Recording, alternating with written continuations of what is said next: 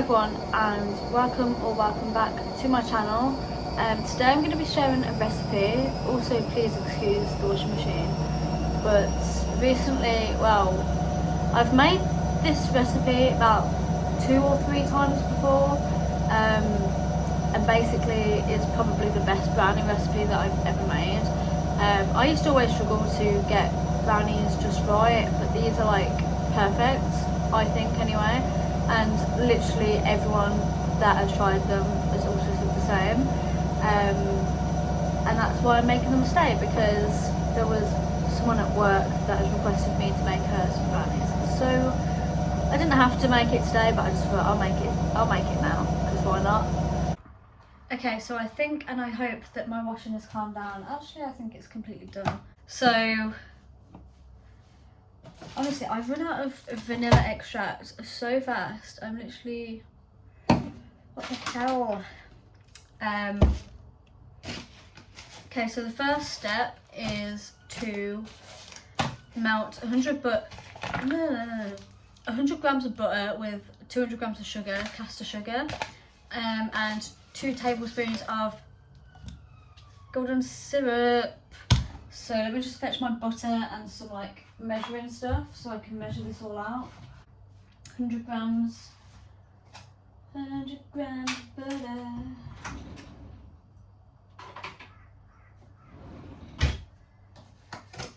Need it in grams, that'd be useful. So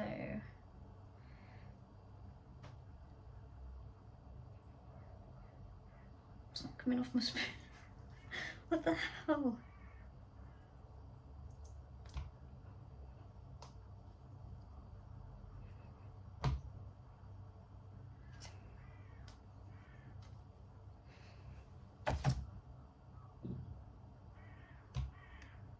£100 grams exactly. Yeah, that's amazing. So I'm just gonna start to heat this saucepan that I've got.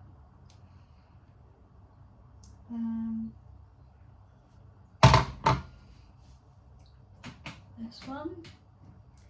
Start to heat that up, and then I also need to weigh out my sugar, so I'm going to use a different bag for that.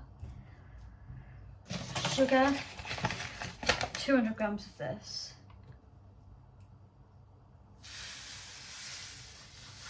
Well, that's the last of that bag of sugar. I do have another bag.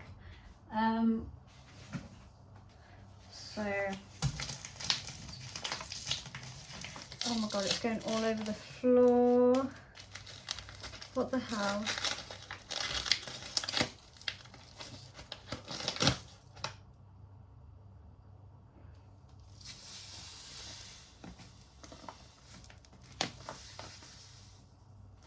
Okay, that's a little bit too much. Cool. Right. That can go in with the butter. And then 2 tablespoons of this. And I do actually have the proper tablespoon for it, so I'll make sure that I've got the right one. Yep. So then 2 tablespoons also going into the pan. And then I just try and wait for it to stop dripping off the spoon, but I'm quite impatient, I can't lie. And then obviously just mix it until it's all nice and melted.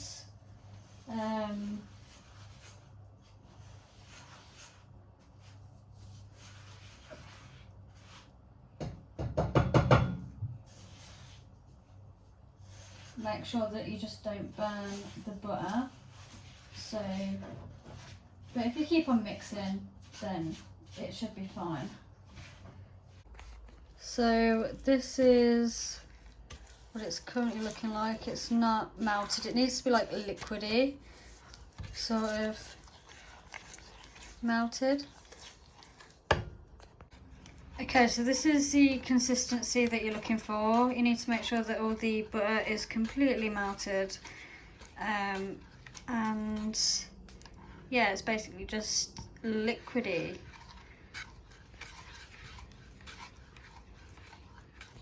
Okay, so now I've took it off heat. I'm gonna weigh out 200 grams of dark chocolate for cooking and add it to the mixture and let that melt in.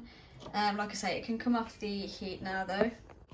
Okay, so the dark chocolate is in and I'm melting it within, see the butter and stuff. Obviously it's not looking great at the minute, but just trust the process. Okay, so this is the sort of mixture that you're looking for. I don't know how to get this to focus. Cool, it should look quite thick. It's still got a little bit of chocolate chunks in it. So just got to keep on trying to melt those. Okay, so now I'm going to crack in 2 eggs and 2 teaspoons of vanilla extract and whisk it. I will film this, but I'm just letting you know now what I'm doing before I get all overwhelmed and I stop talking because I do that a lot. And also make sure that the mixture is cooled off quite a bit, because adding eggs into hot mixture isn't a great idea. So give it one last mix with the spatula and then try and knock as much chocolate as I can. Actually, to be fair, I'll need the spatula later anyway, so I'll put that there. So I need 2 teaspoons. So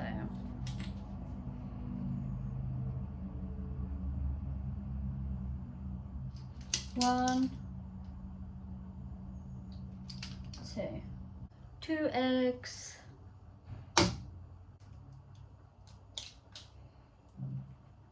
2 eggs, and then whisk it together until it goes like really glossy, I suppose.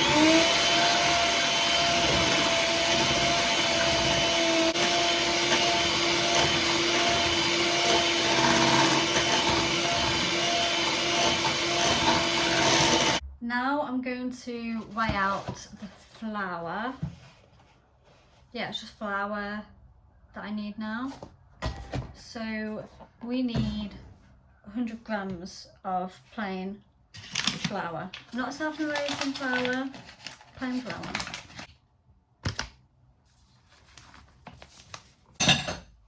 I can just pop it out using this little pushy thing. That's so cool. So yeah, I'm just gonna add my flour to the pan. I'm literally just keeping this all in the pan as well, so it's not even like that many different things. Like, it's not even going to be that much to wash up once I'm done. So I'll show you. This is what it's looking like right now. So I've just got to fold in this flour, and then the base mixture for the brownie will be complete. I'm adding Oreos to my brownie, but obviously you don't have to add Oreos. You can add anything you want. I think the original person did bourbons, and that does look so flipping cool, but I'm adding Oreos because I just happen to have Oreos in my cupboard. So and I feel like everyone likes Oreos, so there's no issue with that.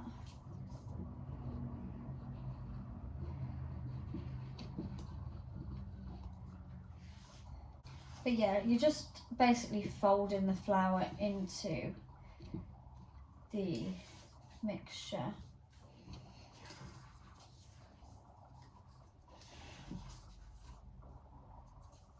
And here's what it should look like. It's quite thick. It's quite thick. So that's the consistency that we're looking for. Also, I do apologise about the slightly messy surfaces. I'm gonna give my kitchen a good clean after I've done baking. I just hate cleaning. Obviously I wouldn't say that I like having my kitchen in a mess while I'm baking, but like if there's a little bit of flour here and there, or it's not 100% clean, I'm not going to clean it, then bake, and then clean it again because I've got flour everywhere. Like, as long as the things that I'm using and my hands are clean, there isn't an issue. I've got some milk chocolate chunks and some Oreo to go into this. So I'm just going to crush the Oreo up.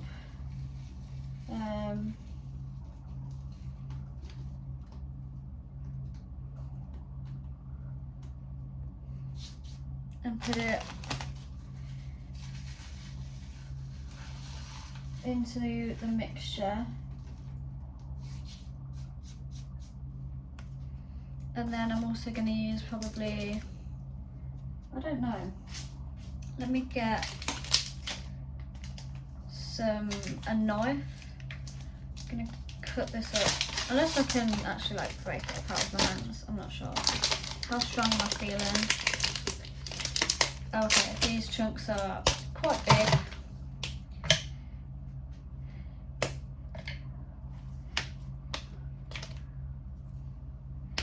But it's quite thin chocolate actually, I can break it with my fingers. So you can add anything to this, and to be honest, I'll probably have fun with adding like different bits and bobs in the future, can't lie, but classic chocolate chunks. Whoa, there's a lot of Oreo and chocolate in this bad boy. Also I completely forgot to preheat my oven. Let me quickly preheat my oven. It's not really preheating, is it now? But yeah. So the oven needs to be on at 180. Probably recommend you do that before you even start this. Got my brownie tin. Brownie.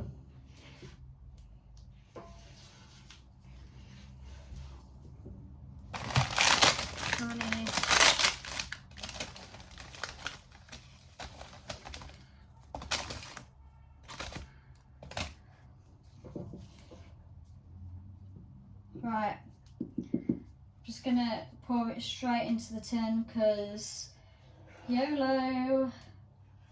And I can't lie, I was being really good and I was using baking paper every time that I was putting something in the oven, but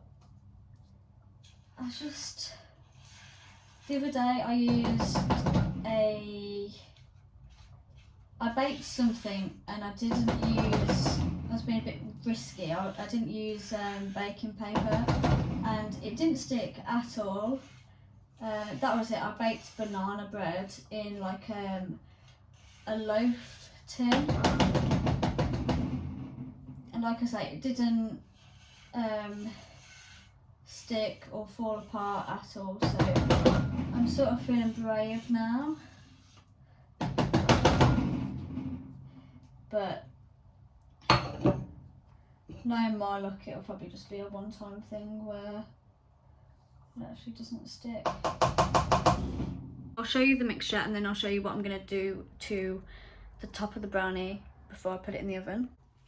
So I've just gone ahead and broken up a load of Oreo bits and I'm going to just add them to the top of my brownie, not in too much of an order, but basically just to add something a little bit extra, you know, But yeah, I'm gonna go and do this, and then I'm gonna put it into the oven for 25 minutes. So here it is, my baby is about to go into the oven. I'm gonna set a timer for 25 minutes. I'll show you the results when it's out.